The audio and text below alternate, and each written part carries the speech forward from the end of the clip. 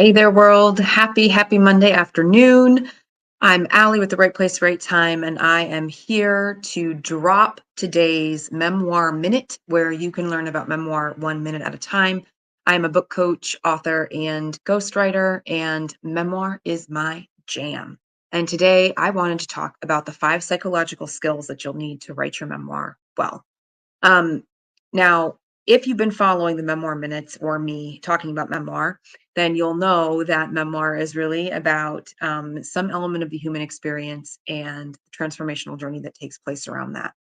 So, psychological skills are going to be important in doing this well because really, when you're talking about a human experience, that means you're really dealing with human emotion. Okay. So, the very first thing that you're going to need on this writing journey is emotional intelligence, the understanding around emotions, but also the ability to manage your own and also understand the emotions of the people around you. Now, why would the people around you, why would their emotions be important? Well, you probably didn't go through the journey that you're talking about in your memoir in isolation entirely. Like you were interacting or engaged with other people along that path. There could have been other people who were involved in perhaps the adversity, challenge, trauma, heartache, devastation, whatever it is that your memoir takes place around. Since memoir doesn't tend to be about the lighthearted, happy things. So having emotional intelligence helps you to be able to dip into empathy, which is one of the other psychological skills you'll need, when you're trying to write your story onto the page and have you as a character in conversation or in interaction with the other people in your story. Okay.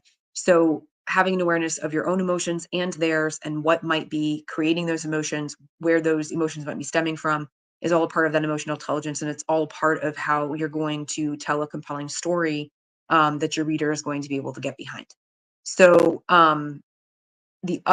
so you've got emotional intelligence, okay, is one. I talked about empathy as being the other. So empathy is like your ability to step into somebody else's shoes, to feel for them what they're going through, to be able to imagine that pain or that suffering or whatever it is based on what you know about them and what they're going through.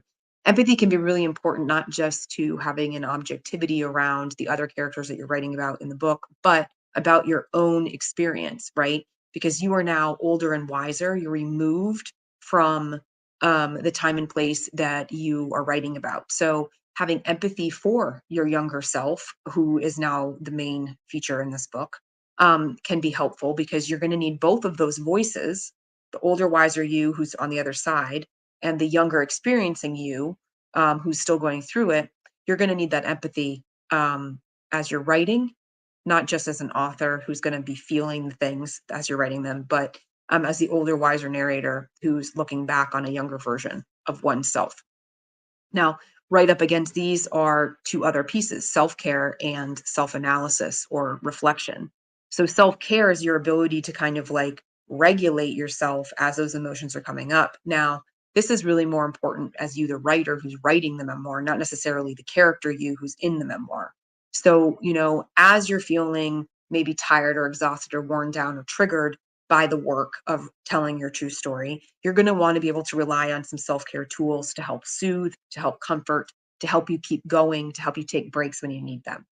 Um, Self analysis or reflection, right, is going to be important as the author in making sure that the story you're telling isn't just bitter, resentful, and grudgy. Okay, you need to be able to reflect on who you were then and who you are now, how that experience impacted who you became. Um, Being able to reflect on maybe some of the mistakes that you made at the time, what you learned, all of that requires reflection and introspection, and the ability to kind of look at oneself and see both strengths and weaknesses and to be able to be honest about those, which memoir definitely requires honesty and transparency. And the last skill here is resilience. You are resilient enough to get through the thing that you're now writing about, but you're going to need resilience to keep going to finish the book. Because yes, it will bring up stuff that you thought that you had dealt with. And you will find that writing a book is a long journey. It's not a sprint. So you're going to need the resilience to keep going, get the job done. face the things that creep back up in a different form and fashion and re-deal with them as a new person that's writing a story about it. So, just to recap, those five things end up being emotional intelligence, self care, self analysis, empathy, and resilience. Um, and there are probably several others that would be helpful, but those are definitely five that you're going to need. If you want to spend some more time talking about writing a memoir and getting your story onto the page, I would love to speak with you, which is why I offer a 20-minute free call called the Story Stroll, where we can just chat one to one about the book that you want to write. And I can't wait to talk to you. I love to hear about the books that people want to write and to help them take their next best step to do so. So if this interests you, please send me a DM or drop your name into the comments. Let's talk. In the meantime, catch me again next week for another Memoir Minute, or head on over to my YouTube channel and watch all the other Memoir Minutes and learn how to write a memoir 1 minute at a time.